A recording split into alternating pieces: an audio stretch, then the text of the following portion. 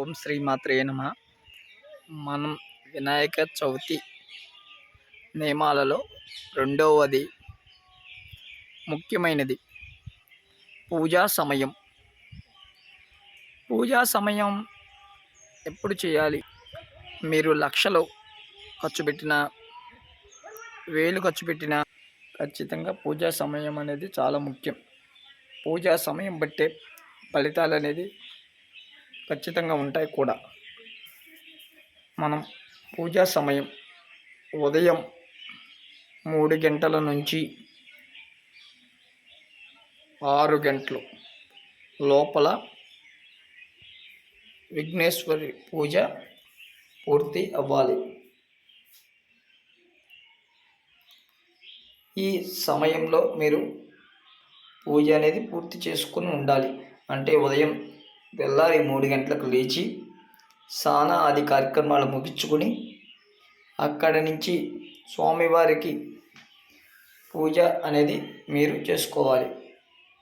అంతేకాని మధ్యాహ్నం 11, 12, 10 గంటలు నుంచి 12, 1 గంట, 2 దాకా పూజ అనేది అస్సలు చేయకూడదు. మనకి కొన్ని సమయాలు, కొన్ని కార్యక్రమాలకు మాత్రమే నియమించబడి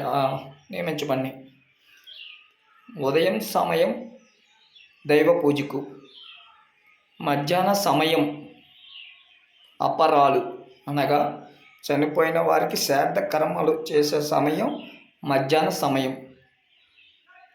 ఆ సమయంలో చనిపోయిన వారికి శ్రాద్ధ కర్మలు మాత్రమే చేస్తారు. దయచేసి అది కూడా గమనించగలరు. చాలామందికి ఒక డౌట్ ఉండొచ్చు, సందేహం.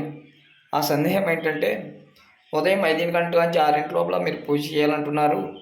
ఆ సమయంలో మేము మిగతా కార్యక్రమం అనగా ఇల్లు శుభ్రపరచుకోవటాలు, లేకపోతే స్వామివారికి నైవేద్యాలు వండుకోవటాలు, ఇలాంటి కార్యక్రమాలు అవ్వవు కదా అని. ఇక్కడ ఏమిటంటే, ఒకరోజు ముందు మనం ఖచ్చితంగా పూజకి కావాల్సిన సామాగ్రి, పూజా మండపం ఇవన్నీ శుభ్రపరచుకోవచ్చు. రెండవది నైవేద్యాలు. స్వామివారికి నివేదనగా మీరు పెట్టవలసిన ముఖ్య 2 నివేదనలు ఏమిటి అనగా, 1 బెల్లం, 2 దోసపండు. మీరు వినాయకుడికి దోసపండు నివేదన చేసి అది ప్రతి ఒక్కరూ కూడా ప్రసాదంగా తీసుకోవాలి. దోసపండుని నివేదన చేసి ముఖ్యంగా ప్రసాదంగా తీసుకోవాలి.